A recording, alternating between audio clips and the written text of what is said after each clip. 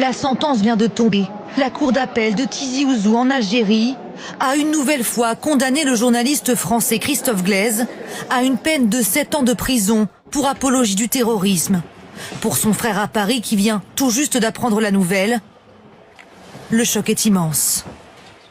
J'imagine mon frère dans les prisons algériennes pendant 7 ans et c'est vrai que c'est pas simple et on avait de grands espoirs qu'aujourd'hui se passe bien pour notre famille. Cet espoir a été réduit à néant. La justice algérienne n'a pas été sensible aux arguments avancés par le journaliste de 36 ans. À la barre aujourd'hui, Christophe Glaise avait pourtant demandé au juge d'être clément, regrettant d'être venu en Algérie avec un simple visa touristique et non pas avec un visa de journaliste. Pour son avocat qui était sur place en Algérie, cette décision est incompréhensible. Une condamnation qui suscite l'incompréhension et qui nous plonge tous dans un état de sidération.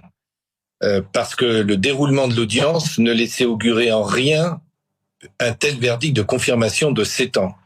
Journaliste indépendant, spécialiste du football africain, Christophe Glaise avait été arrêté en mai 2024 alors qu'il réalisait un reportage sur le club de foot de Tizi Ouzou.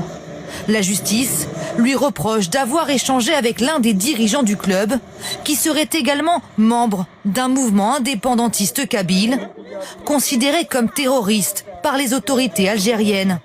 Des échanges qui ne justifient en rien cette lourde peine, selon ses soutiens. Sur quel ton il va falloir expliquer que le journalisme n'est pas un crime? Pourquoi la justice algérienne n'arrive pas à le comprendre?